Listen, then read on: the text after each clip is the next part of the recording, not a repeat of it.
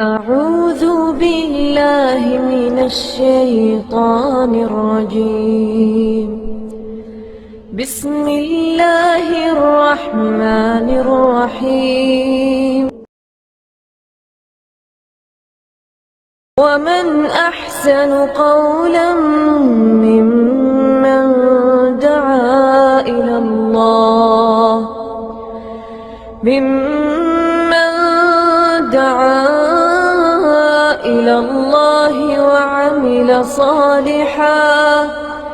وعمل صالحا وقال إنني من المسلمين.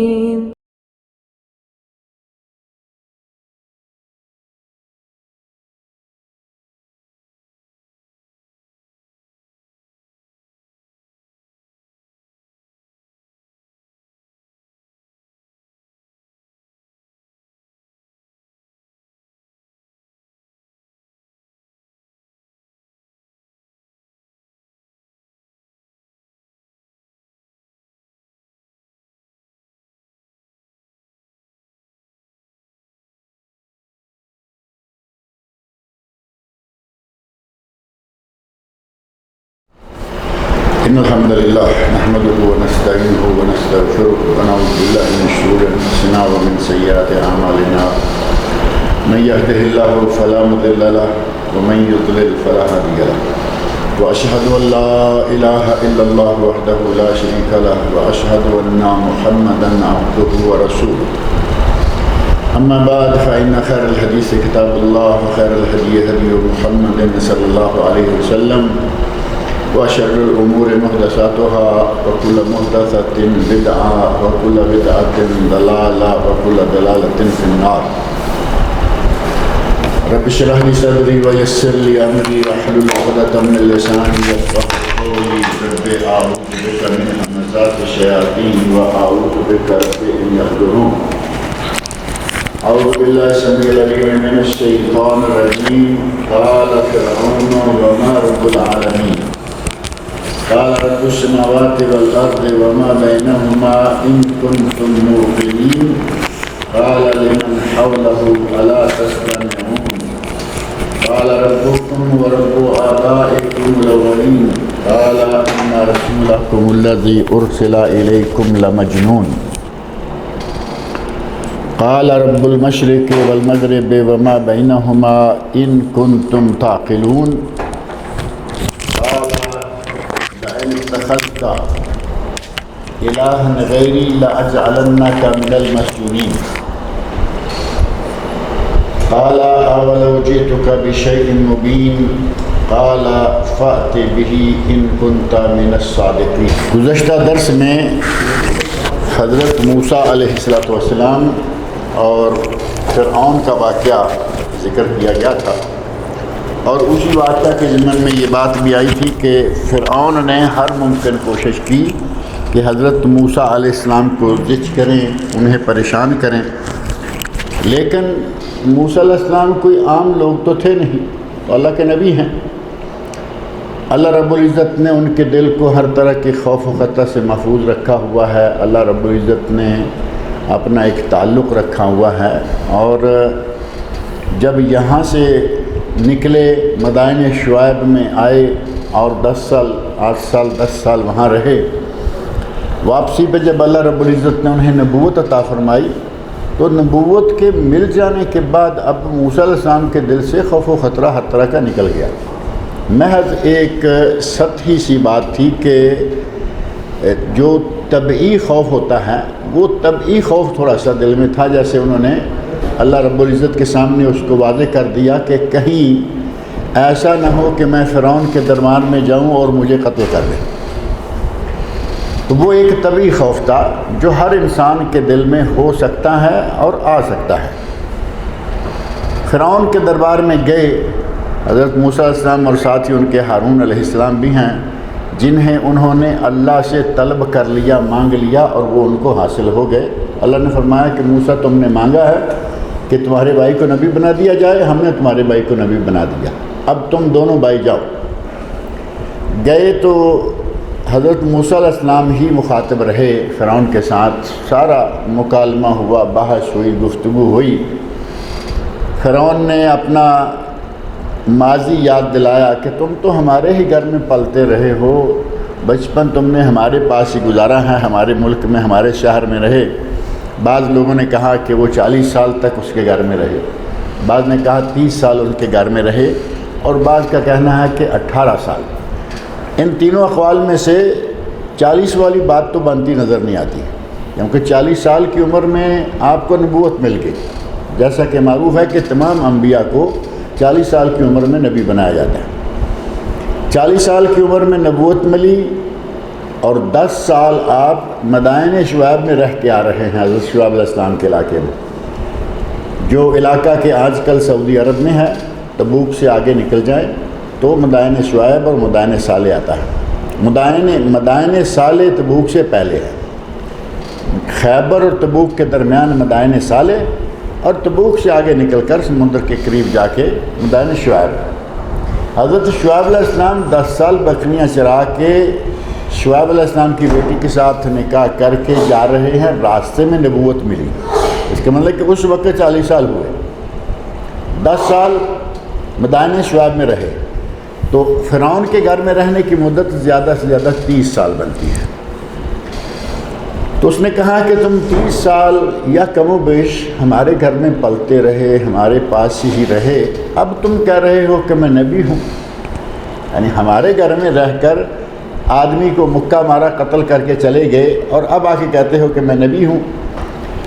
حضرت موسیٰ علیہ السلام نے کہا کہ میں اللہ کا نبی ہوں، اور جو کچھ ہوا جیسے ہوا اس وقت میں چونکہ نبی نہیں تھا، میرے پاس ہدایات والی لائن نہیں تھی، ہو گیا۔ اب یہ باتیں تفصیلی گفتگو جو ہے یہ گزشتہ درس میں بھی ذکر ہوئی تھی، باتیں ہو گئی، معاملہ ختم ہوا۔ اب فرعون نے دوسرا راستہ اختیار کیا، دیکھا کہ ادھر سے کوئی چیز بچتی نظر نہیں آ رہی، کوئی چیز نظر نہیں آ رہی، تو کہنے لگے، فرعون کہتا ہے وما رب العالمین، یہ تم رب العالمین کہہ رہے ہو، وہ رب العالمین کیا ہے؟ اب اس کا یہ کہنا کہ رب العالمین کیا ہے وہ محض اس لیے تھا کہ وہ تو خود اپنے آپ کو رب بنا کے بیٹھا ہوا ہے۔ وہ تو کہتا ہے نا انا ربکم الاعلی، میں تمہارا بڑا رب ہوں، اعلیٰ رب ہوں۔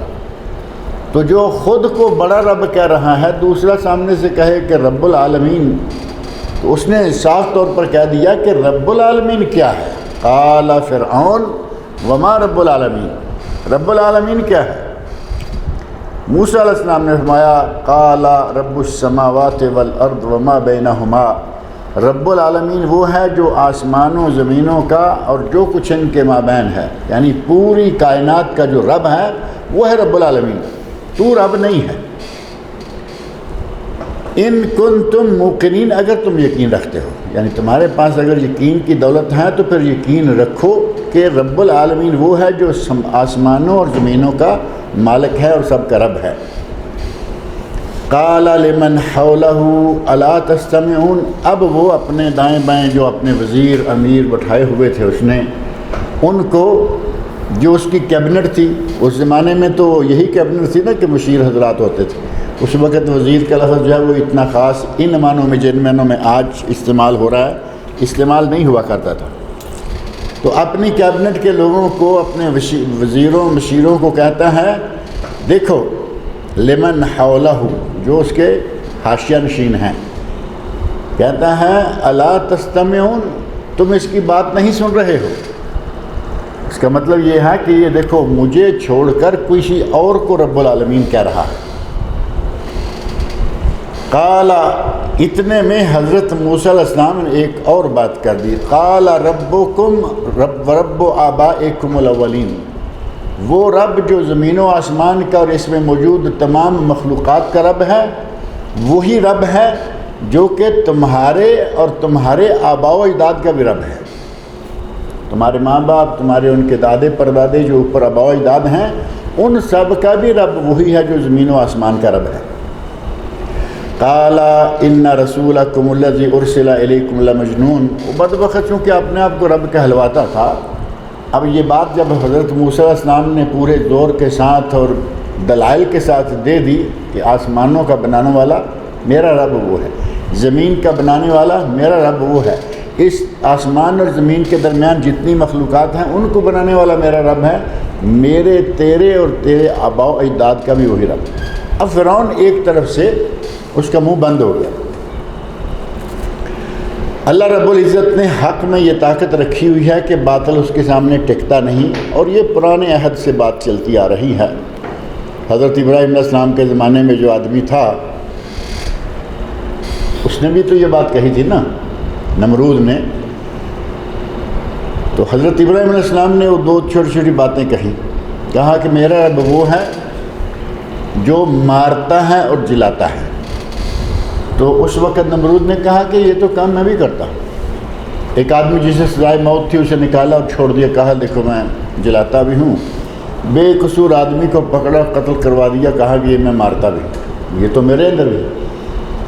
تو حضرت ابراہیم نے فرمایا میرا رب وہ ہے یاتی بالشمس من المشرق، میرا رب وہ ہے جو سورج مشرق سے چڑھاتا ہے، فاتح بحل من المغرب، اگر تم بھی رب ہو تو چلیے آج ایک مرتبہ مغرب سے سورج چڑھا کے دکھا دو۔ فبہت الذی کفر، کافر کی ہوا نکل گئی، بہتا مبہوت ہو گیا، اب اس کو کچھ سوجھ نہیں رہا کہ میں کیا کروں۔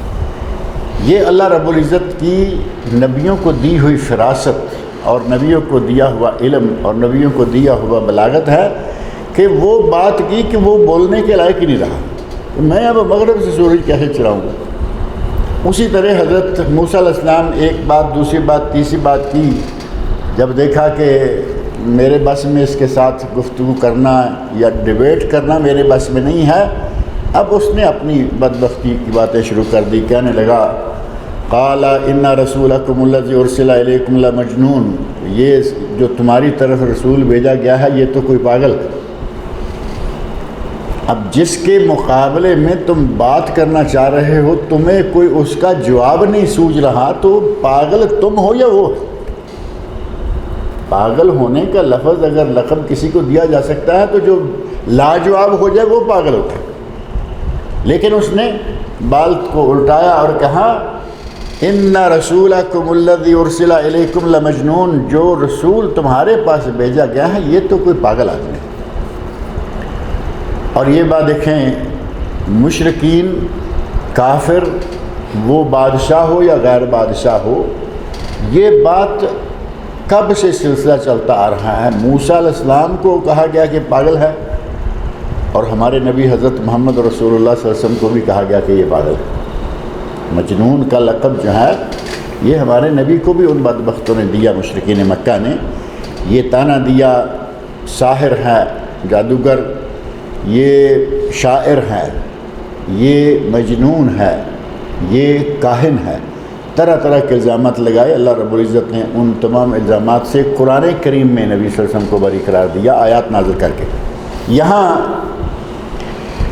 حضرت موسیٰ علیہ السلام کے مقابلے میں جو باطل ہے فرعون کی شکل میں، وہ کہہ رہا ہے کہ تمہارا رسول تو جو تمہاری طرف بھیجا گیا ہے، یہ نہیں کہا کہ تمہارا رسول، جو تمہاری طرف رسول بنا کے بھیجا گیا ہے، جس کا دعویٰ ہے کہ میں رسول ہوں، وہ تو پاگل ہے۔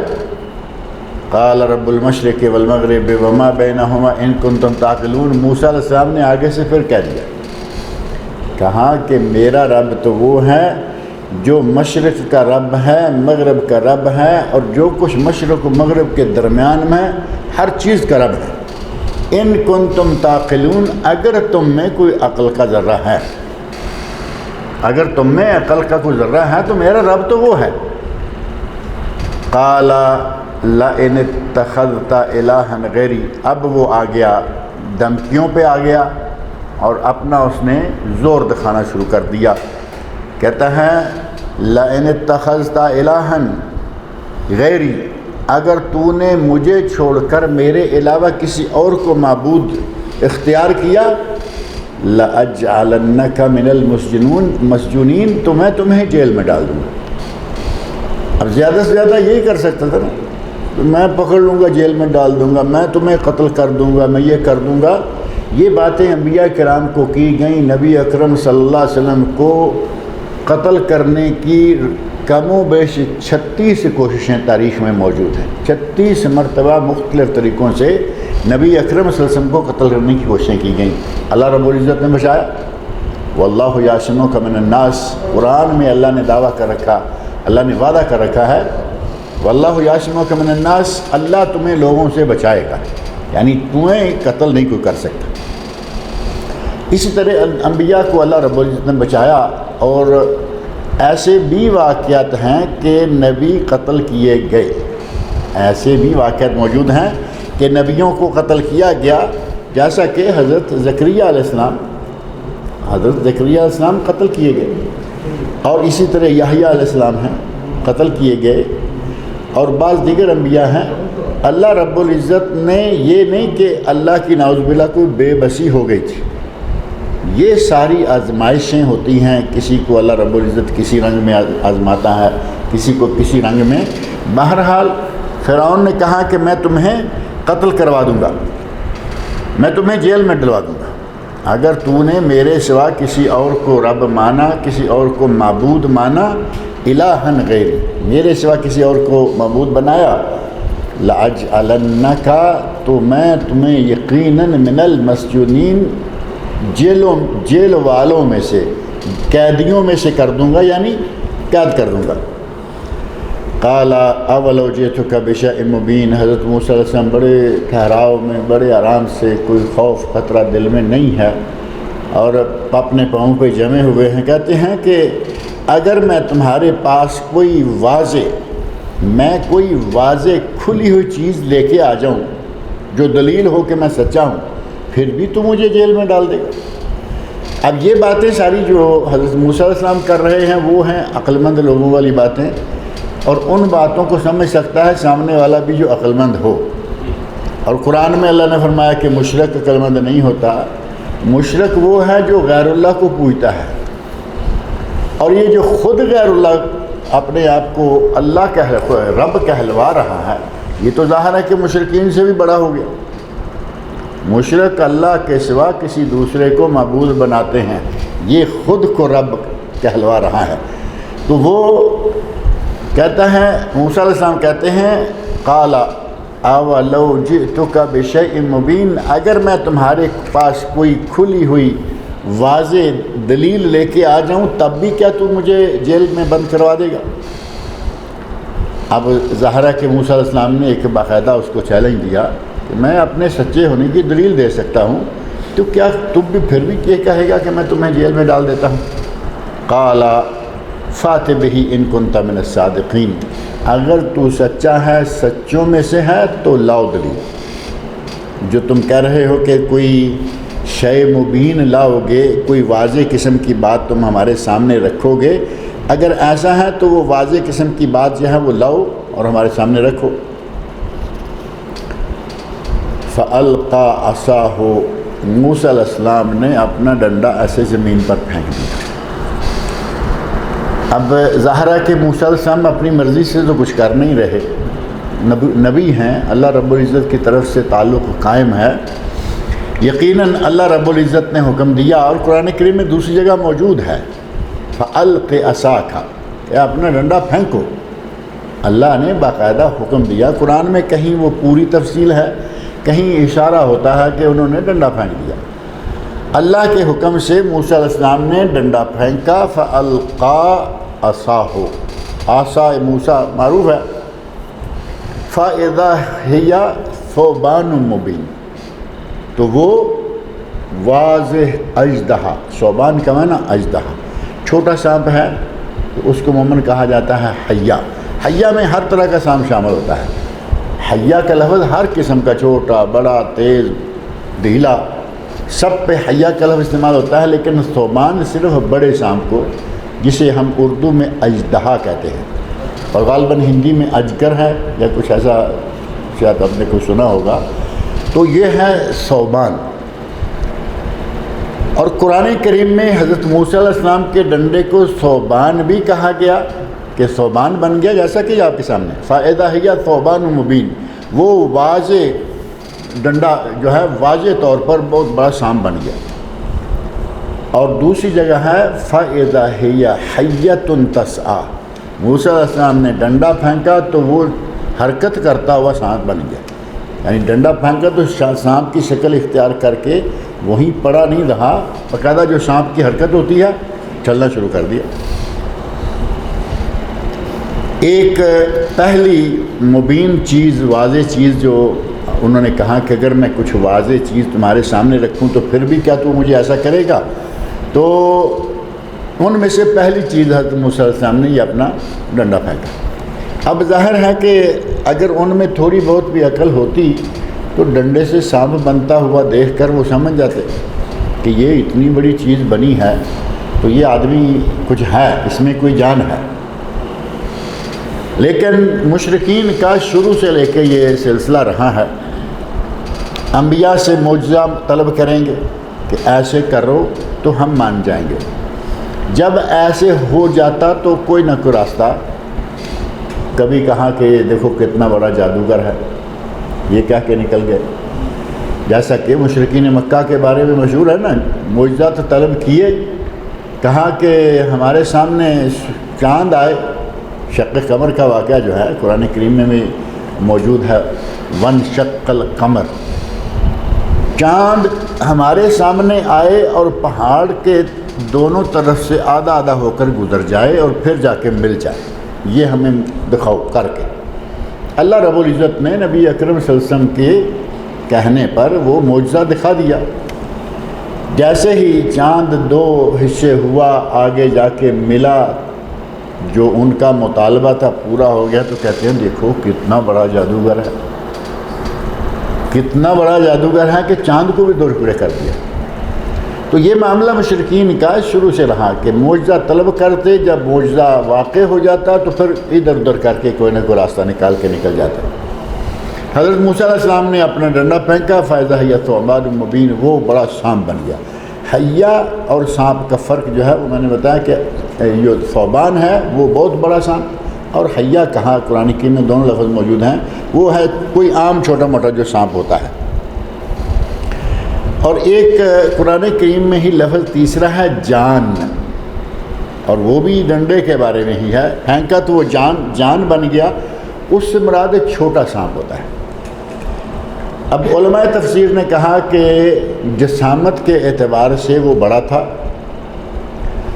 اس لیے اس کو ثعبان کہا گیا، اور سانپوں میں سے سانپ تھا اس لیے اس کو حیہ کہا گیا، اور بظاہر دیکھنے میں وہ اتنا لمبا چوڑا نہیں تھا لیکن بڑا تیز نظر آ رہا تھا۔ فَإِذَا هِيَ تَسْعَىٰ، فَإِذَا هِيَ حَيَّةٌ تَسْعَىٰ، کہ چھوٹا ہے اور حرکت بھی کرنا شروع کر دیا اس نے، تو حرکت کرتے جو تیز حرکت کرنے والا سانپ ہے اس کو جان کہا جاتا ہے۔ ایک ہی سانپ ایک ہی ہے، اس کو قرآن کریم میں 3 الگ الگ جگہوں پر الگ الگ نام سے ذکر کیا گیا، تو وہ سانپ وہی ہے۔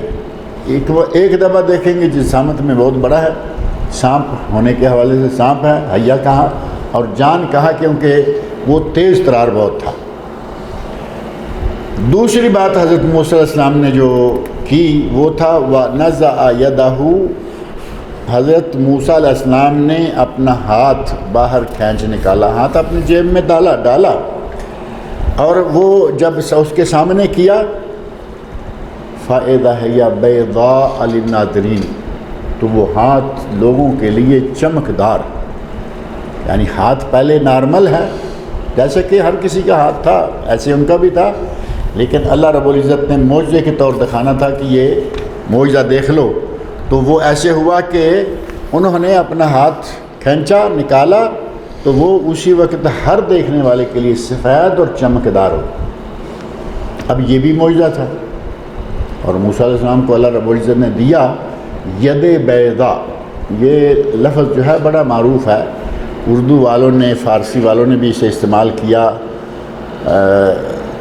موسیٰ علیہ السلام کو ید بیضا دیا، عیسیٰ علیہ السلام کو اللہ رب العزت نے بیماروں کو شفا دینے والا اسپیشل ایک کلمہ دیا، تو بعض دیگر انبیاء کو دیگر معجزات دیے، اور اس لفظ کو ید بیضا کو ہمارے شاعر نے شعر میں بھی استعمال کیا۔ دم عیسیٰ، عیسیٰ علیہ السلام دم کرتے بیمار شفا یاب ہوئے. دم عیسیٰ ید موسیٰ بیضہ داری، موسیٰ علیہ السلام کا سفید ہاتھ، آنچے خوب، یعنی کہیں عیسیٰ علیہ السلام کو دم کرنے کا معجزہ دیا گیا، موسیٰ علیہ السلام کو سفید ہاتھ کا معجزہ دیا گیا. اور کہتا ہے آنچے خوباں ہمہ دارن تو تنہا دارن، اے میرے نبی جو خوبیاں سارے نبیوں میں ایک ایک کر کے الگ الگ کر کے آتی ہیں وہ ساری کی ساری آپ کے اندر موجود ہیں. گویا کہ نبی اکرم صلی اللہ علیہ وسلم چابی کہتا ہے نا کہ آپ تو چاند سے بھی زیادہ خوبصورت ہیں. ید بیضہ داری تو صرف ہاتھ تھا اور نبی اکرم صلی اللہ علیہ وسلم کا چہرہ مبارک جو ہے وہ اتنا خوبصورت تھا. تو موسیٰ علیہ السلام کا پہلا معجزہ ڈنڈے کو پھینکنا اور اس کا بہت بڑا سانپ بن جانا، اور دوسرا وَنَزَعَ يَدَهُ، انہوں نے اپنا ہاتھ کھینچ کر باہر نکالا، یعنی جیب سے نکالا.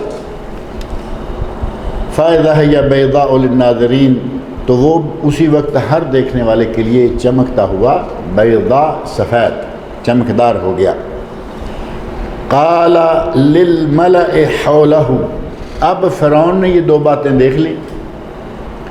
حضرت موسیٰ علیہ السلام کے ڈنڈے کے سانپ بننے کا ذکر یہاں مختصر کر کے بات کو چھوڑ دیا گیا، جبکہ دوسری جگہ یہ بھی ہے کہ موسیٰ علیہ السلام نے اپنے جادوگروں کو اکٹھے کیا اور ان سب کو کہا کہ اگر تم آج موسیٰ پر غلبہ پا جاؤ، تو بلکہ جادوگروں نے کہا اگر آج ہم غالب آ جائیں تو ہمیں کیا ملے گا.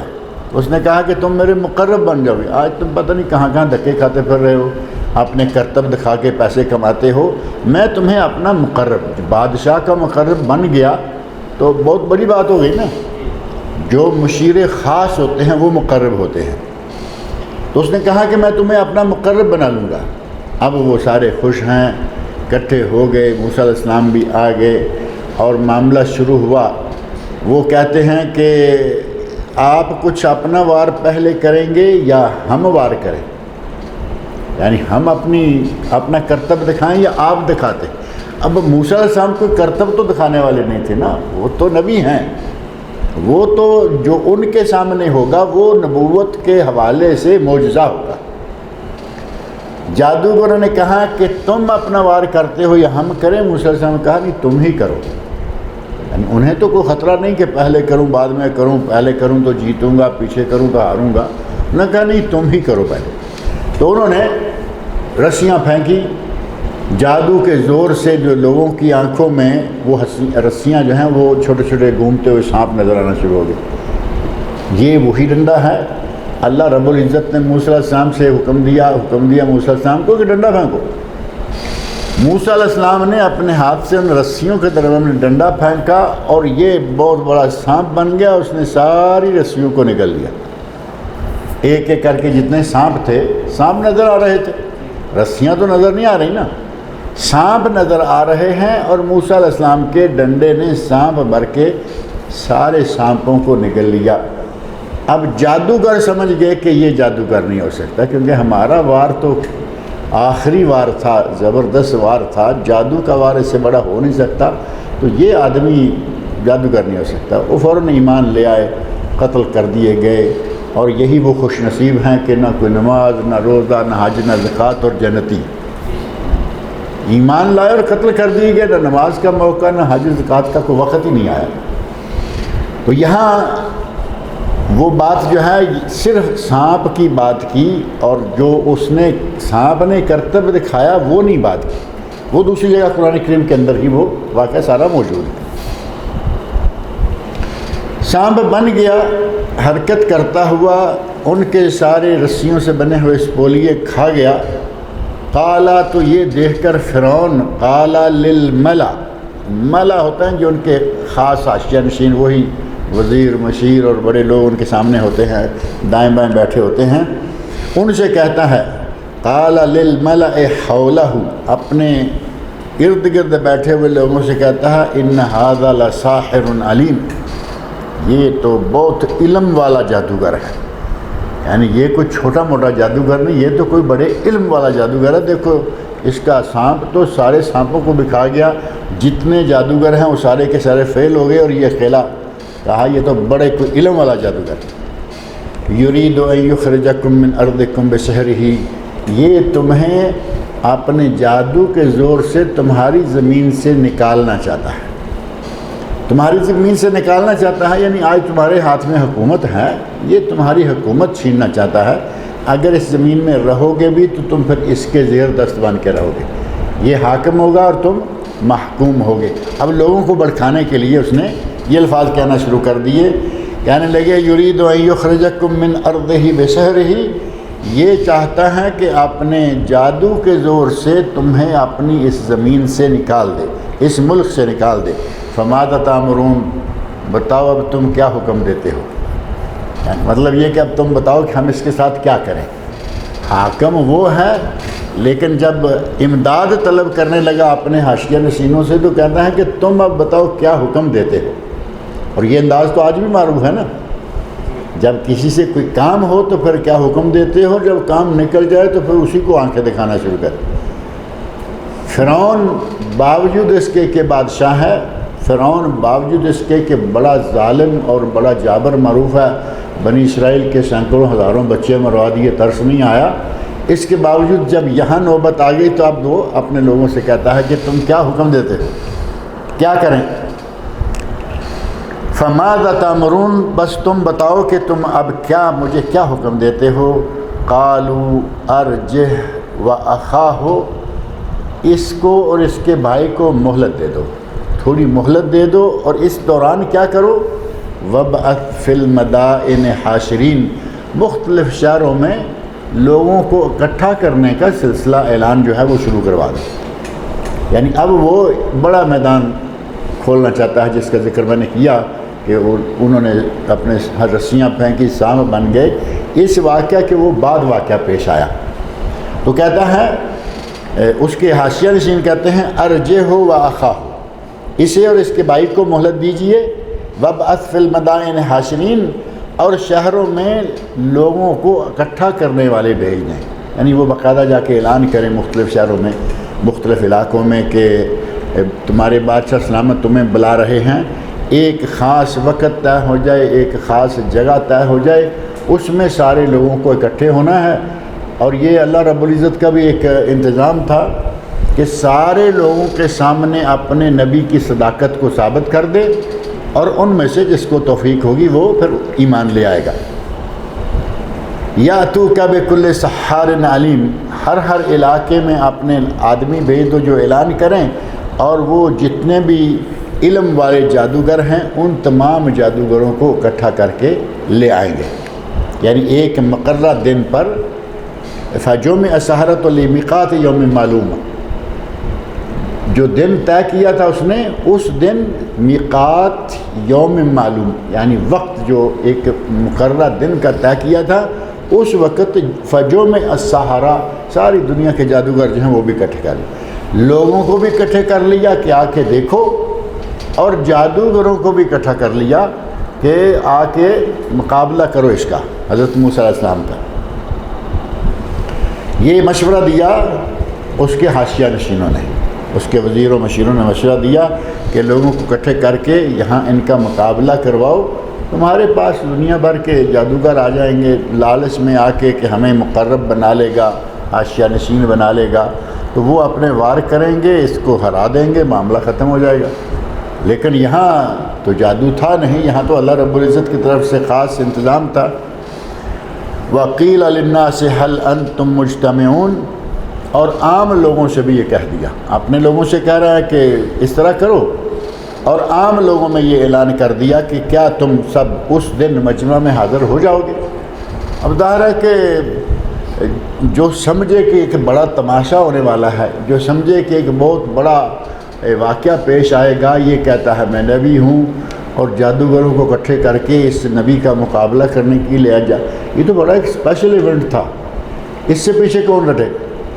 ہر آدمی وقت معلوم پر ایک بہت بڑا اجتماع جمع ہو گیا، تو اس کے لعلنا نتبع السحرہ ان کانوا هم الغالبون، تاکہ اگر جادوگر غالب آ جائیں تو ہم انہی کی پیروی کریں۔ اب یہ ان کا اپنا گمان ہے کہ جادوگروں کو اکٹھے کر لیں گے، تم سب لوگ آ جاؤ، تم دیکھو گے کہ جادوگر غالب ہو گئے ہمارے، تو پھر ہم انہی کی پیروی کریں گے، یعنی موسیٰ کی نہیں مانیں گے۔ فلما جاء السحرۃ، جب جادوگر آ گئے، اکٹھے ہو گئے، جمع ہو گئے، قالوا لفرعون، تو ان جادوگروں نے فرعون سے کہا اِنَّا لَنَا لَأَجْرًا إِن كُنَّا نَحْنُ الْغَالِبِينَ، اگر ہم غالب آ گئے تو ہمیں کوئی اجر ملے گا۔ اجر کا معنی یہاں ثواب نہیں ہے، اجر کا معنی اجرت، یعنی ہمیں کوئی معاوضہ ملے گا، جب صرف بادشاہی کے دور پہ اکٹھا کر لیا ہے اور بعد میں کہو گے کہ جاؤ، کیا ہمیں اس میں کوئی انعام، ہمیں کوئی اجرت، ہمیں کوئی معاوضہ ملے گا؟ قال نعم، تو فرعون کہے لگا ہاں تمہیں معاوضہ دیں گے، تمہیں اجرت دیں گے بہت بڑی۔ وَإِنَّكُمْ إِذًا لَّمِنَ الْمُقَرَّبِينَ، اگر تم غالب آ گئے تو تم ہمارے مقربین میں سے ہو جاؤ گے، ہمارے مشیران خاص ہو جاؤ گے۔ قال لهم موسیٰ، موسیٰ علیہ السلام نے جب یہ میدان لگ گیا، سارے جادوگر اکٹھے ہو گئے، لوگ اکٹھے ہو گئے، درمیان میں موسیٰ علیہ السلام بھی آ گئے، تو موسیٰ علیہ السلام نے جادوگروں سے مخاطب ہو کر کہا القوا ما انتم ملقون، کرو جو تم کر سکتے ہو۔ القوا مطلب تھا کہ جادوگر کوئی نہ کوئی کام دکھائے گا، کچھ پھینکے گا، کچھ بنے گا، کیا ہوگا، کہاں کہ کرو کیا کرنا چاہتے ہو۔ القوا ما انتم ملقون، پھینکو جو کچھ کہ تم پھینکنا چاہتے ہو، جو ڈالنا چاہتے ہو لوگوں کے سامنے لے آؤ، ڈال دو۔ فَأَلْقَوْا حِبَالَهُمْ وَعِصِيَّهُمْ، انہوں نے جو ہاتھوں میں ڈنڈے چھوٹے چھوٹے تھے وہ بھی ڈال دیے، اور جتنی رسیاں تھیں وہ بھی پھینک دیں۔ وَقَالُوا، اور کہنے لگے بِعِزَّتِ فرعون، یعنی فرعون کی عزت کی قسم، فرعون کی عزت کی قسم، اِنَّا لَنَحْنُ الْغَالِبُونَ، کہ ہم ہی غالب آئیں گے، فرعون کی عزت کی قسم ہم غالب آئیں گے۔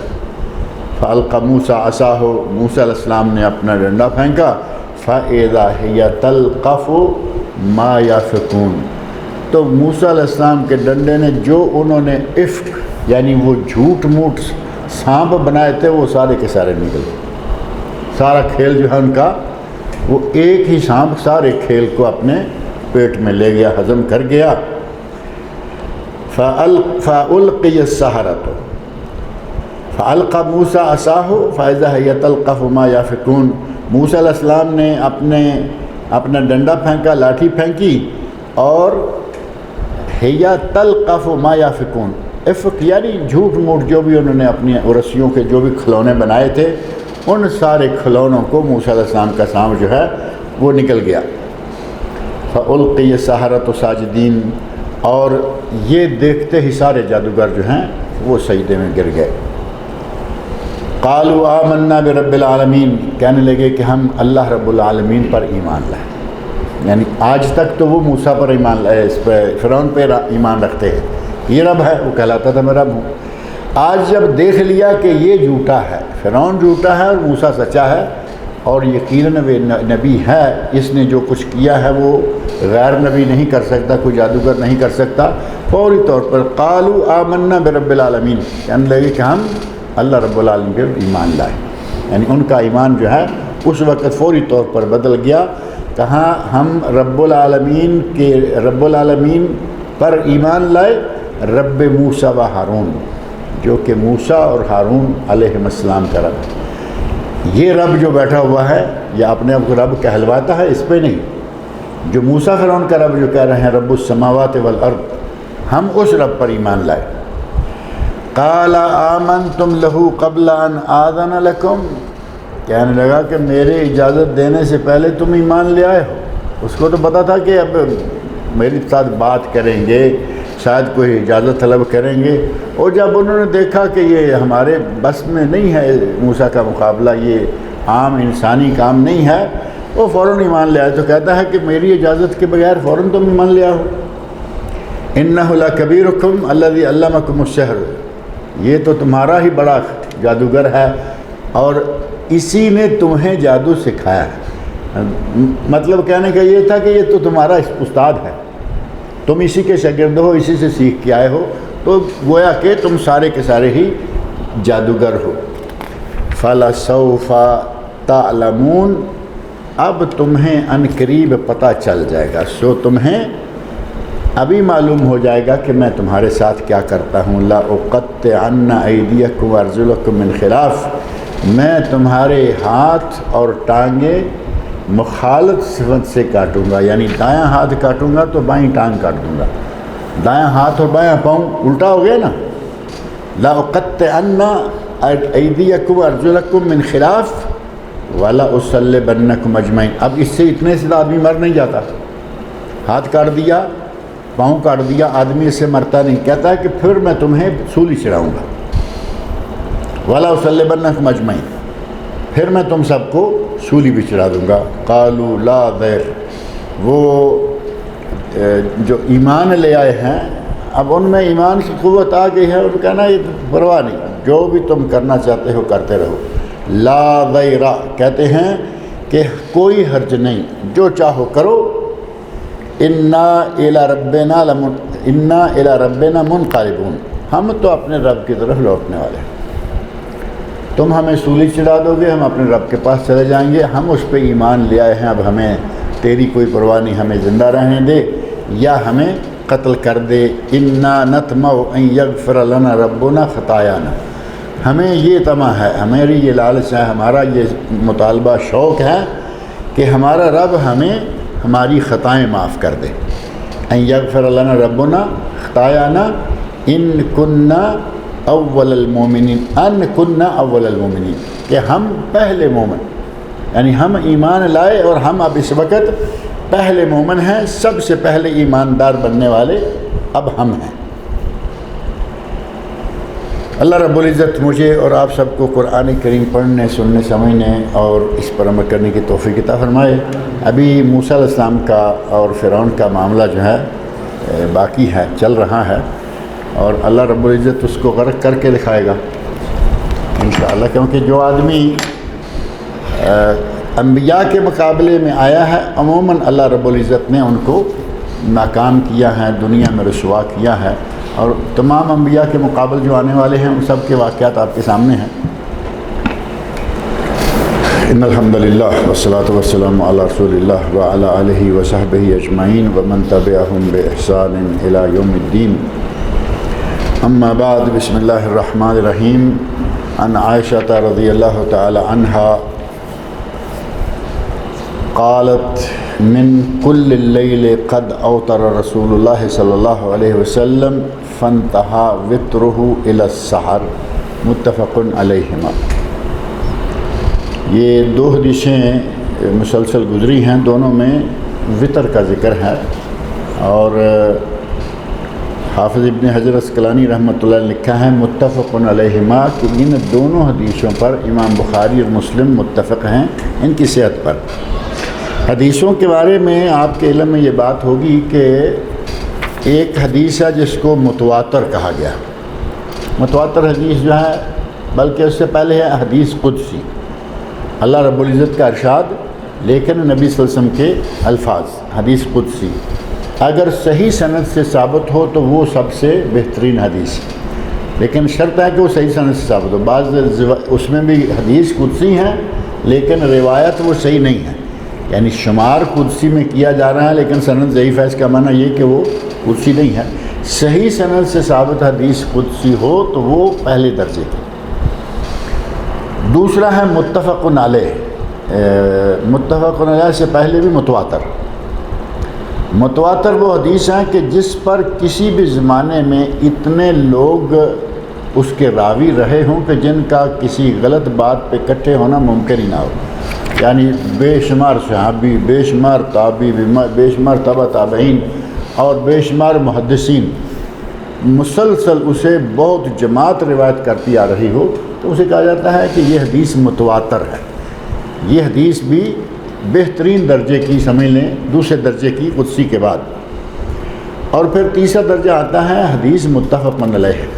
متفق علیہ وہ حدیث ہے جو صحیح بخاری اور صحیح مسلم میں دونوں میں ہو، اور پھر اس کے بعد باری آتی ہے بخاری کی، کہ جس میں اکیلے امام بخاری ہیں، پھر امام مسلم کی اس میں اکیلے امام مسلم ہوں، اور اس کے بعد پھر درجہ بدرجہ دیگر محدثین کرام۔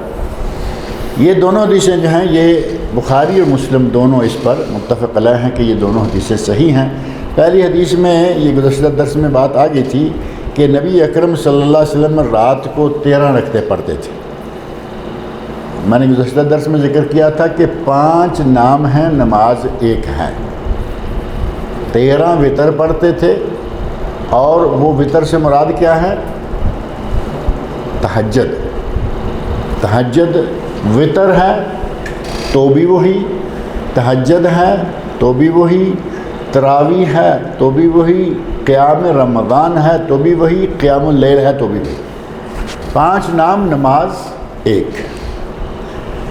تو نبی صلی اللہ علیہ وسلم فرماتے ہیں، حضرت عائشہ فرماتی ہیں کہ نبی صلی اللہ علیہ وسلم کان یصلی من اللیل 13 رکعہ، نبی صلی اللہ علیہ وسلم 13 رکعتیں پڑھتے تھے۔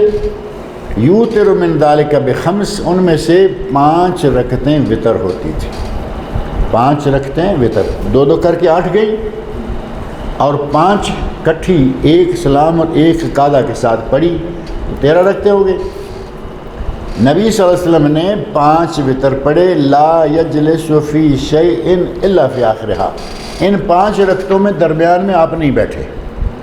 جو بیٹھا جاتا ہے نا مغرب کے 2 فرضوں کے بعد بیٹھتے ہیں تیسری کے لیے، جیسے حنفی وطروں میں بھی بیٹھتے ہیں، نبی صلی اللہ علیہ وسلم نے 5 رکعتیں پڑھی تب بھی درمیان میں نہیں بیٹھے، ایک سلام کے ساتھ 5 رکعتیں ادا فرمائیں۔ پہلی بات یہ کہ احناف 3 سے زیادہ وطر کے قائل نہیں، اور یہ بخاری مسلم کی متفق علیہ حدیث ہے کہ نبی صلی اللہ علیہ وسلم نے 5 وطر پڑھے، 5 رکعتیں وطر پڑھی۔ احناف کا تو یہاں معاملہ ختم ہوا، ان کے مذہب کی تردید ہوئی صحیح بخاری صحیح مسلم سے، متفق علیہ حدیث سے، جو کہتے ہیں کہ نہیں جی وطر بس 3 ہی ہیں، وہ ایک کو بھی نہیں مانتے اور 5 7 آگے بھی نہیں مانتے۔ اور حضرت عائشہ رضی اللہ عنہا ہی فرماتی ہیں، اب جب 5 میں آپ نہیں بیٹھے تو 3 میں کیسے بیٹھتے ہوں گے؟ 5 رکعتیں پڑھی تو ایک ہی مسلسل، ایک ہی قاعدہ اور ایک ہی سلام، آخر میں بیٹھے اور سلام پھیرے۔ درمیان میں جو 3 رکعتیں پڑھ کے یہ بیٹھتے ہیں وہ مغرب کے مشابہ ہو جاتا ہے، اور نبی صلی اللہ علیہ وسلم نے نماز وطر کو مغرب کے مشابہ کرنے سے روکا ہے کہ وطر کو مغرب کے مشابہ نہ کرو۔ اور حضرت عائشہ رضی اللہ عنہ وطر کا وقت یا تہجد کا وقت بیان کرتے ہوئے فرماتی ہیں، من کل اللیل قد اوتر رسول اللہ صلی اللہ علیہ وسلم، نبی صلی اللہ علیہ وسلم نے رات کے ہر حصے میں وطر پڑھے، یعنی تہجد کی نماز آپ نے رات کے ہر حصے میں پڑھی ہے۔ تہجد شروع ہو جاتی ہے نماز عشاء کے بعد، وطر جو ہے نماز عشاء کے بعد اس کا وقت شروع ہو جاتا ہے اور اذان فجر تک رہتا ہے۔ اب فجر کی اذان تک گنجائش ہے کہ کوئی آدمی وطر پڑھے۔ نبی صلی اللہ علیہ وسلم نے عشاء کے فوراً بعد بھی پڑھے، تھوڑا بعد بھی پڑھے، تھوڑا بعد بھی پڑھے، تھوڑا بعد بھی پڑھے، رات کے سارے حصوں میں آپ نے یہ نماز پڑھی۔ فانتہا وطرہ الی السحر، اور پھر جس بات پہ آ کے آپ نے انتہا کر دی یعنی رک گئے، جہاں سے آگے پھر نہیں بڑھے، وہ ہے سحری کا وقت، یا دوسرے لفظوں میں یہ کہ فانتہا، نبی اکرم صلی اللہ علیہ وسلم نے بالآخر جس عمل کو اختیار کیا، آپ کا آخری عمل جو اس پہ آپ نے پھر پابندی کی وہ یہ تھا کہ آپ تہجد کو سحری کے وقت ادا کرتے تھے، وطر کو یا تہجد کو سحری کے وقت۔ تو معنی یہ ہوا کہ اگر کوئی آدمی عشاء کے بعد وطر پڑھتا ہے جائز، عشاء کے فوراً بعد نہیں پڑھتا، 4 فرض پڑھے، 2 رکعتیں پڑھی، نکل آیا، اور گھنٹہ آدھا گھنٹہ 2 گھنٹے اپنا کوئی کام کر لیا اور 10-11 بجے وطر پڑھ لیے، ٹھیک ہے، تہجد کی نماز شمار ہو جائے گی۔ اگر کسی نے 12-1 بجے پڑھ لی تہجد ہو جائے گا۔ اگر کسی نے سحری کے وقت یعنی 2-3 بجے جا کے فجر سے پہلے تہجد کی نماز پڑھ لی، وطر پڑھ لیے، اس کی تہجد ہوئی۔ نبی صلی اللہ علیہ وسلم نے ساری رات میں آخر میں آپ نے پکا کر دیا سحری کے وقت، لیکن اگر کوئی اس سے پہلے پڑھتا ہے تو انشاءاللہ کوئی حرج والی بات نہیں ہے، بلکہ نبی صلی اللہ علیہ وسلم نے ان لوگوں کو یہ وصیت کی تھی کہ اگر تم بیدار ہونے کی طاقت رکھتے ہو، کام کاج کر کے بھی بیدار ہو سکتے ہو، تو پھر سحری کے وقت ہی وطر پڑھو۔ اور اگر کوئی آدمی کام کاج کرتا ہے ایسا کہ اسے معلوم ہے کہ تھک جاؤں گا، نہیں اٹھ پاؤں گا، تو اس کے لیے ضروری ہے کہ وہ وطر پڑھ کے سوئے۔ پڑھ کے سوئے، عشاء کے بعد سوتا ہے تو عشاء کے بعد پڑھ لے، تھوڑا بعد میں سوتا ہے تھوڑا بعد میں پڑھ لے، تھوڑا اور بعد میں سوتا ہے اور بعد میں پڑھ لے، لیکن وطر پڑھ کے سوئے، کیونکہ اس کے لیے سحری کے وقت اٹھنا مشکل ہے، کام کاج والا آدمی۔ اور گزشتہ درس میں میں نے یہ بات ذکر کی تھی کہ کچھ لوگ کہتے ہیں کہ جو آدمی سو کے نہیں اٹھتا اس کی تہجد نہیں ہے۔ جو آدمی ایک مرتبہ عشاء کے بعد سوئے پھر اٹھے سحری کے وقت تو پھر تہجد ہے۔ اگر کسی کی ڈیوٹی ہے اور وہ ویسے ہی 2-2:30 بجے تک جاگ رہا ہے، اگر وہ وضو کر کے تہجد پڑھنا شروع کر دے گا تو کہتے ہیں جی اس کی کوئی تہجد نہیں۔ یہ کہاں سے نکال لیا؟ اللہ کے نبی نے عشاء سے لے کر سحری تک کے ہر وقت میں تہجد پڑھی، اور یہ کوئی شرط نہیں ہے کہ آدمی سو جائے۔ اب جو آدمی عشاء کے فوراً بعد پڑھتا ہے، کیا وہ سو کے اٹھا ہے؟ گھنٹے بعد پڑھتا ہے سو کے اٹھا ہے، 2 گھنٹے کے بعد سو کے اٹھا؟ سو کے تو وہ اٹھا جو سو گیا اور سحری کے وقت اٹھا۔ یقیناً سو کر اٹھنا اور تہجد ادا کرنا یہ بہت بڑا کام ہے، یہ بہت بڑا کام ہے۔ اور اگر کسی کو چانس ملتا ہے کہ وہ جاگ رہا ہے، سحری ہو گئی، اس نے کہا کہ بھئی وقت بھی ہے، گنجائش بھی ہے، وضو کیا اور 11 رکعتیں پڑھ لی، الحمدللہ اس کا تہجد کا جو عمل ہے وہ پورا ہوگا۔ اور یہ ہمارے بھائی جو اپنی طرف سے فتوے دیتے رہتے ہیں، اس فتوے کی کوئی حقیقت نہیں ہے۔ وعن عبداللہ بن عمرو بن العاص رضی اللہ تعالیٰ عنہما قال قال علی رسول اللہ صلی اللہ علیہ وسلم یا عبداللہ لا تکن مثل فلان۔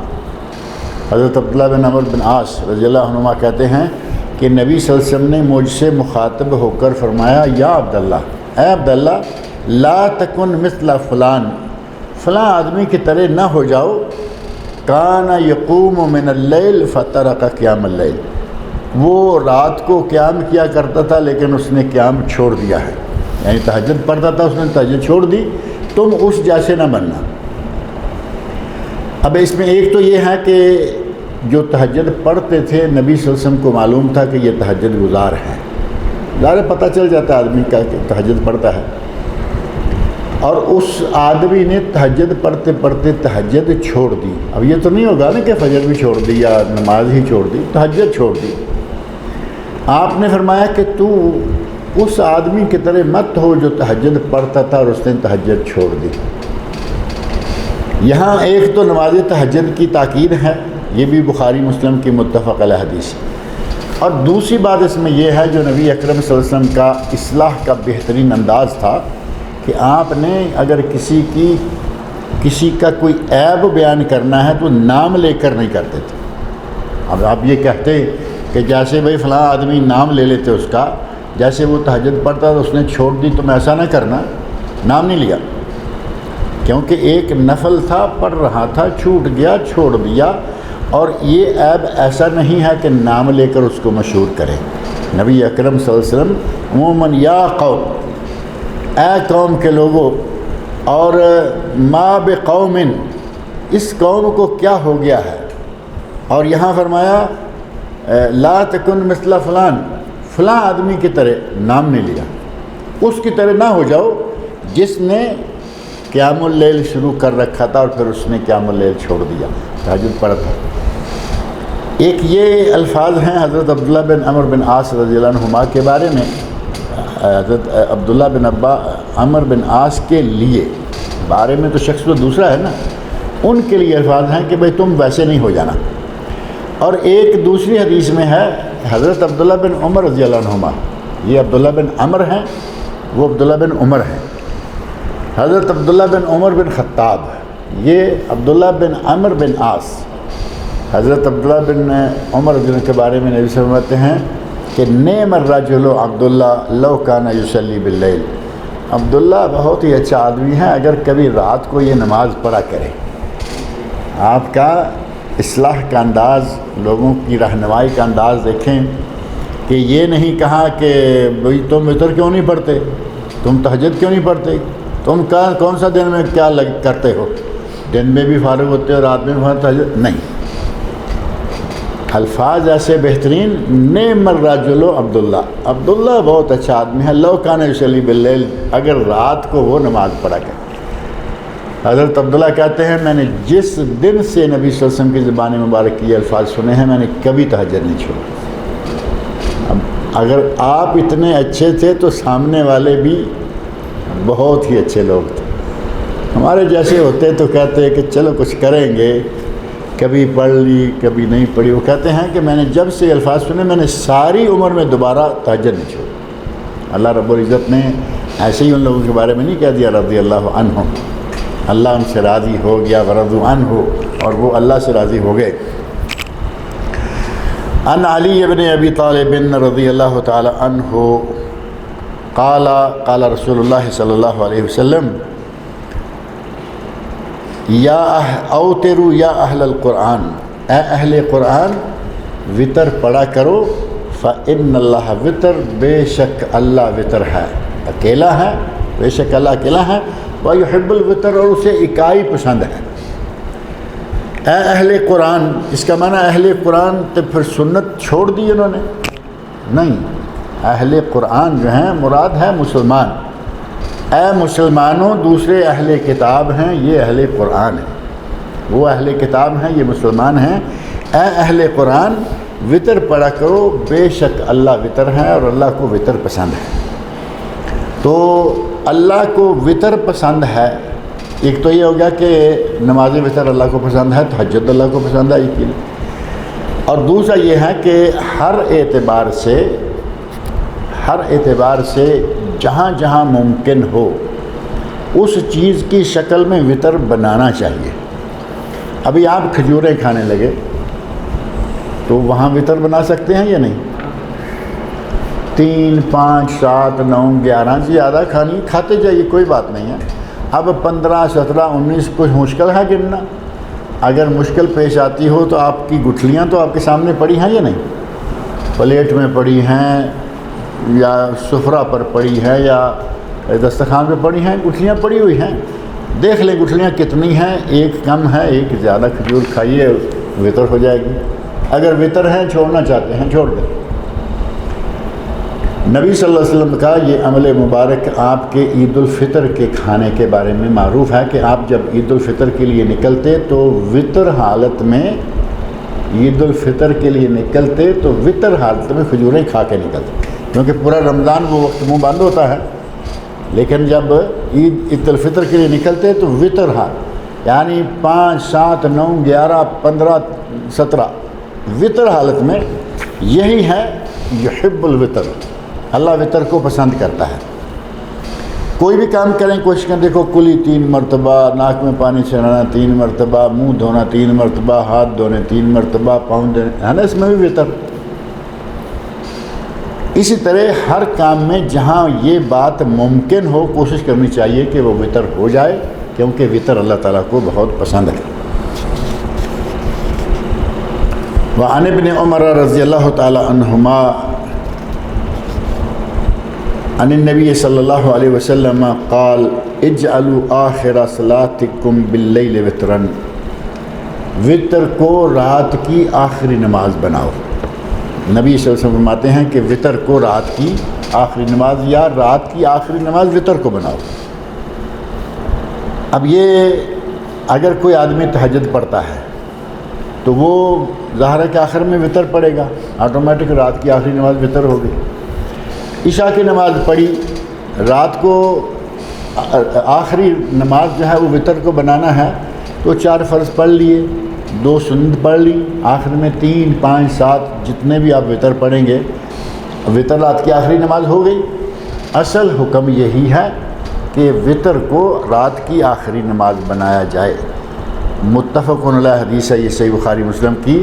لیکن اب یہاں ایک بات اور آتی ہے کہ ایک آدمی نے وطر پڑھ لیے، عشاء کی نماز کے ساتھ اس نے وطر پڑھ لیے، فارغ ہو گیا، رات کو اللہ تعالیٰ نے اس کو بیدار کر دیا، وہ 2 بجے اٹھ گیا، 2:30 بجے اٹھ گیا، 3 بجے اٹھ گیا، اس نے دیکھا فریش ہے، نیند پوری ہو گئی ہے، اٹھے وضو کرے اور وہ نماز پڑھے۔ لیکن اب 2 کر کے 2 4 6 8 10 12 جتنی بھی ہیں لیکن 2 کر کے پڑھتا جائے. اب ایک نہ پڑھے کیونکہ وطر ایک مرتبہ وہ پڑھ چکا ہے. اور نبی اکرم صلی اللہ علیہ وسلم کا ارشاد ہے, آگے حدیث آ رہی ہے, یہ سامنے ہی آ گئی ہے, کہ ایک رات میں 2 وطر نہیں. وطر 2 مرتبہ نہیں کہ عشاء کے ساتھ بھی پڑھ لیے, پھر تہجد پڑھنی شروع کی تو پھر پڑھ لیے, عشاء کے بعد پڑھ لیے ہیں تو جب آپ بیدار ہو گئے تہجد کے وقت, اس وقت آپ صرف 2 کر کے پڑھیں. جتنی رکھتے چاہیں پڑھیں, کوئی حرج نہیں, لیکن وہ 2 ہی رہے. تو اس کا مطلب یہ ہوا کہ اگر کوئی آدمی وطروں کے بعد 2 کر کے پڑھتا ہے تو انشاءاللہ کوئی حرج والی بات نہیں ہے. نبی صلی اللہ علیہ وسلم کا عمل بھی صحیح مسلم میں ایک حدیث ہے جس سے پتہ چلتا ہے کہ نبی صلی اللہ علیہ وسلم وطر کے بعد 2 رکعتیں بیٹھ کر پڑھا کرتے تھے. اب یہ کب ہے؟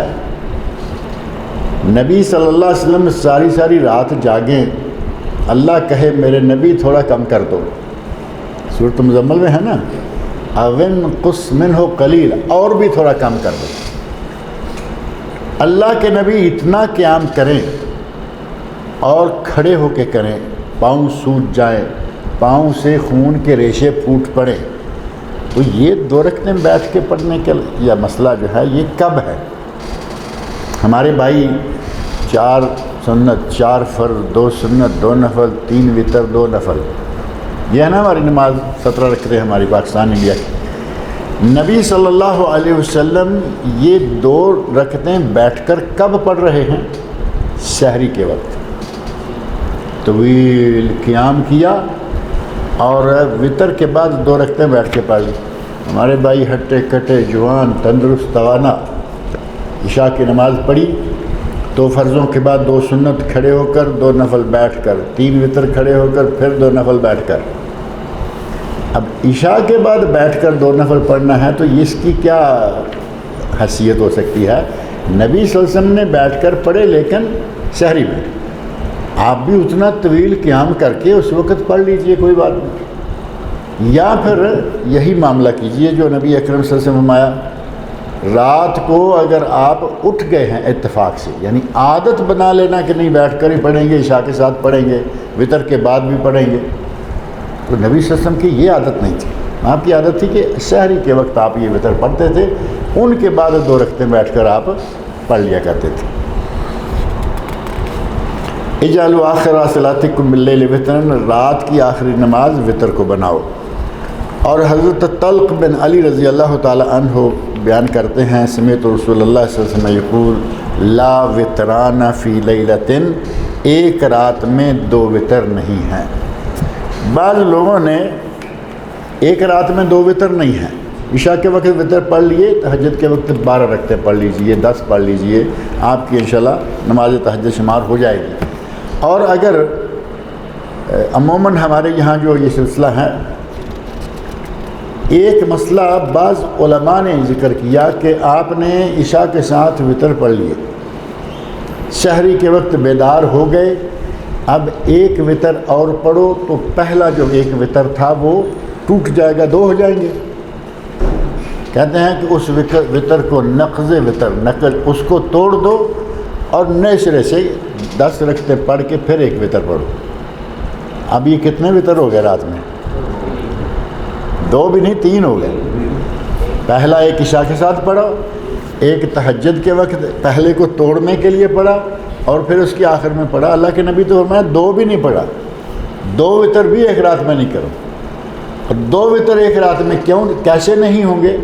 اگر عشاء کے ساتھ وطر پڑھ لیے ہیں تو بعد میں 10-12 رکعتیں پڑھ لو, بس وطر نہیں. عشاء کے ساتھ نہیں پڑھے تو وہاں جا کے پڑھ لو, 1 وطر ہو جائے گا. 1 رات میں 2 وطر کی کوئی گنجائش نہیں ہے. اور یہ جو توڑنا ہے نا, وطر کو توڑنا, میں کئی مرتبہ کہا کرتا ہوں کہ کوئی لکڑی کا کوئی لوہے کا تو ایسا نہیں تھا کہ آپ تھوڑا مار کے توڑ دیں گے.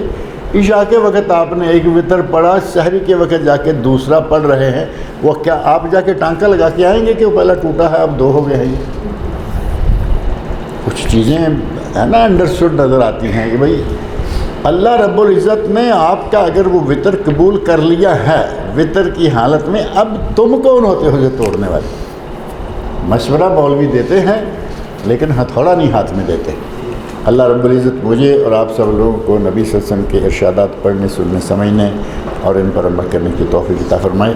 اگلی حدیث ذرا لمبی ہیں تو پھر اس سے بات لمبی ہو جائے گی، اگلے درس میں انشاءاللہ پڑھیں گے۔ کوئی سوال ہے آپ کے پاس تو جواب کر سکتے ہیں۔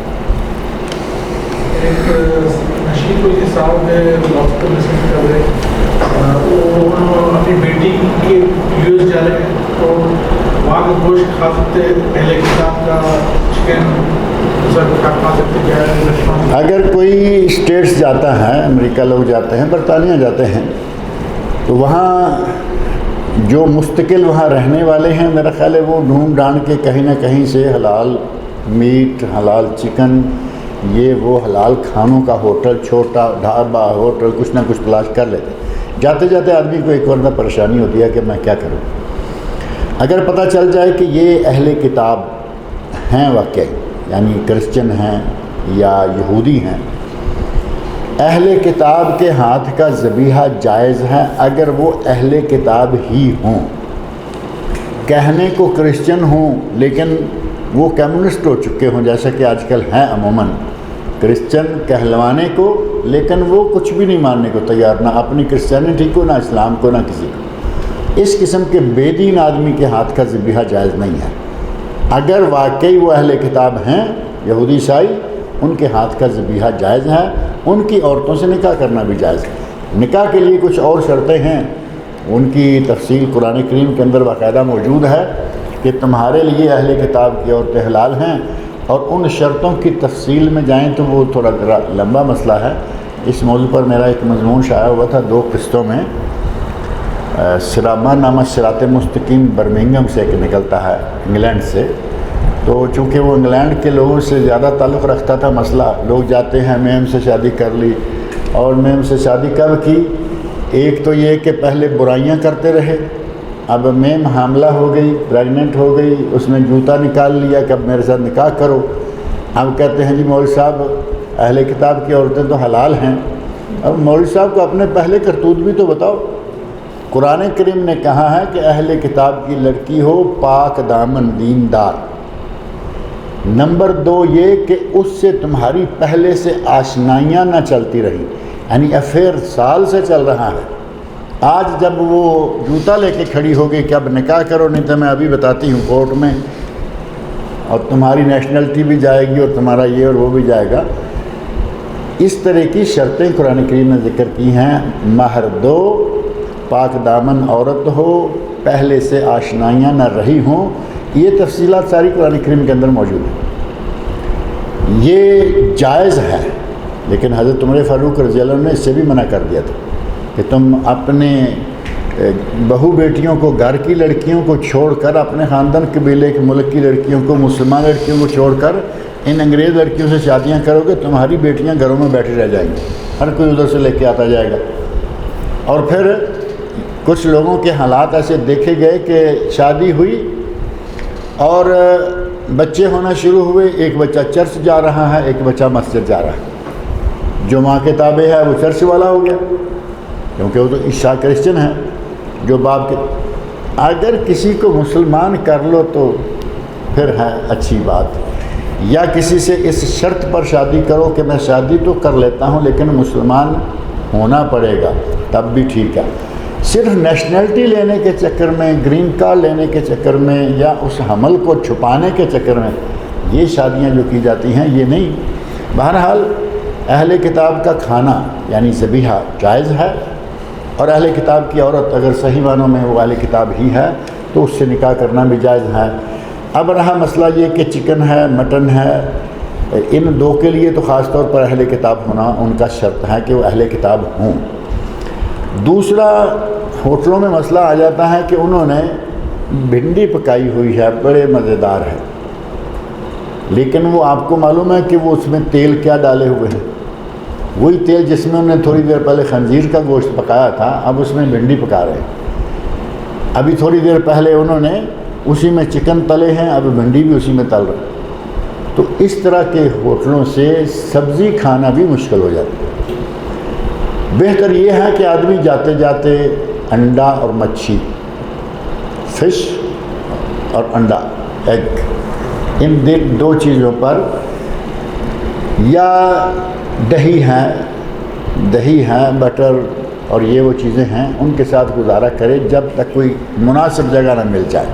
جب مناسب جگہ مل جائے تو ان کے ساتھ کھائے، کیونکہ ان علاقوں میں مسلمانوں کے ہوٹل بھی ہیں، انڈیا کے، پاکستان کے، دیگر ملکوں کے مسلمانوں کے ہوٹل ہیں۔ پھر جب تک وہ نہیں ملتا تب تک گزارا کریں، کوشش کریں کہ اہل کتاب کا ہو۔ اب یہ نہیں ہے کہ کسی کا بھی ہو تو کھانا کھا لیں گے، وہ جائز نہیں ہے۔ اس کے بعد کہتے ہیں کہ دوسرے جو مشہور ریسٹورینٹ ہے وہاں کا پورک بھی ہوتا ہے، کھا سکتے ہیں، جو KFC، برگر کنگ۔ ہاں، یہ جو وہاں کے ہیں ان کا ظاہر ہے کہ یہاں سعودی عرب میں KFC اور کیا ہے، KFC یہاں کا، یا برگر کنگ یہاں کا، اور فلاں کنگ ہارڈیز کے ہے یا ہارڈیز ہے، یہ جتنے بھی ہوٹل ہیں سعودی عرب کے اندر تو انہوں نے کچھ پابندیاں شاید لگائی ہوئی ہیں کہ ان میں وہ حرام فارمولہ استعمال نہیں کرتے، کیونکہ ایک مرتبہ کسی نے میکڈونلڈ کے بارے میں خبر دے دی تھی کہ ان کا جو کچھ پکتا ہے وہ حرام ہے۔ تو مجھے یاد ہے کہ انہی دنوں فوراً کسی پرنس کا میسج آ گیا تھا جو اس کا مالک ہے، اس نے کہا کہ میں اس کا مالک ہوں میکڈونلڈ کا، بیرونی آدمی کے ساتھ جو پارٹنرشپ ہوتی ہے، میں اس کا مالک ہوں، اور ہمارے یہاں کوئی ایسی چیز نہیں ہوتی جس کو مشکوک کہیں گے جو باہر سے آئی ہے، وہ ہمارا سارا کچھ یہاں ہوتا ہے۔ مان لیا کہ سعودی عرب کے اندر تو ٹھیک ہے، لیکن امریکہ میں کون سا پرنس سعودی ہوگا؟ برطانیہ میں کون پرنس سعودی جا کے میکڈونلڈ چلا رہا ہے؟ وہ تو ان کے اپنے ہیں، اور ان کے فارمولے میں خطرہ ہے۔ کم از کم اگر یہ کہیں کہ وہ حرام چیزیں کھلاتے پلاتے ہیں، اگر یہ نہیں کہتے تو کم از کم یہ کہہ سکتے ہیں کہ ان کے یہاں حرام چیزوں کا خطرہ ہے، کہ وہ ان کی جتنی بنائی ہوئی چیزیں ہیں ان میں حرام شامل ہوگا۔ لہذا ان اسپیشل قسم کے ہوٹلوں سے بچے، کوشش کرے کہ 1 2 4 دن ہفتہ تھوڑا کم کھائے، یعنی بہت زیادہ ورائٹیز نہ کھائے۔ مچھلی کھا لی ٹھیک ہے، اب جو لوگ مچھلی نہیں کھاتے وہ انڈا کھا لیں۔ کئی لوگ مچھلی نہیں کھاتے، بالکل قریب نہیں جاتے، ہمارے پاس بھی کئی لوگ ہیں نا ایسے، تو نہیں کھاتے تو نہ کھائیں۔ آپ نے کسی نے دیکھا نہیں ہاتھ اٹھایا کسی نے مچھلی نہیں کھاتے؟ بہرحال جو مچھلی نہیں کھاتا وہ انڈا کھا لے، جو انڈا بھی نہیں کھاتا دہی وغیرہ شکر ڈالے۔ ٹائم پاس کرنے کے لیے، حلال کھانے کے لیے اگر آدمی کو تھوڑی سی محنت کرنی پڑے تو وہ کرے، جیسے ہی کوئی مناسب جگہ ملے پھر وہاں کھانا شروع کر دے۔ 5 رکعت ایک سلام سے عمل دیکھنے میں نہیں آتا۔ نبی صلی اللہ علیہ وسلم نے کیا ہے، ہم تو ایک پر چلتے ہیں نا، ہمیں تو وہ چاہیے جو ادھر سے شروع کیا اور ادھر ختم۔ 1 پہ آپ کو بڑی دنیا نظر آئے گی، 3 پہ بہت دنیا نظر آئے گی، اس سے آگے کوئی بڑھتا نظر نہیں آتا۔ لیکن سنت رسول بخاری مسلم کی متفق علیہ حدیث موجود ہے کہ نبی صلی اللہ علیہ وسلم نے 5 رکعتیں پڑھی، کبھی کبھی پڑھ لینی چاہیے، چلو ہمیشہ نہ صحیح، کبھی سال میں 2 سال میں 1 مرتبہ 5 رکعتیں اکٹھی پڑھ لینی چاہیے تاکہ اس حدیث پر بھی عمل ہو جائے۔ خاص طور سے رمضان میں چاہیے کہ آئمہ بھی رمضان میں ایسا کریں، سنت ہو جائے گی۔ پہلے وہ 8 کی بجائے 6 رکعتیں پڑھ لینا، 6 رکعتیں پڑھیں گے اور 5 یہ ہو جائیں گی تو 11 سیدھی ہو گئی، 11 بھی ہو گئی، کسی کو تکلیف بھی نہیں ہوئی کہ بھئی آج رکعتیں لمبی ہو گئیں، 11 والے کو 11 مل گئیں، لیکن سنت بھی پوری ہو گئی کہ 5 وتر پڑھ لی۔ اور اچھا ہے 2 رکعتوں کا اضافہ ہو جائے گا تو کوئی بات نہیں ہے، 8 رکعتیں وہ پڑھے اور 5 رکعتیں وتر، جیسے کہ یہاں ثابت ہے۔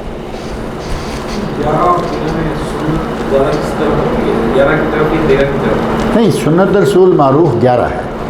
نبی صلی اللہ علیہ وسلم کے عمل کے بارے میں حضرت عائشہ رضی اللہ عنہا فرماتی ہیں، بخاری کی حدیث ہے وہ بھی، ما کانا رسول اللہ صلی اللہ علیہ وسلم یزید فی رمضان ولا فی غیر رمضان علی 11 رکعۃ۔ رمضان غیر رمضان میں نبی صلی اللہ علیہ وسلم 11 رکعت سے زیادہ نہیں کیا کرتے۔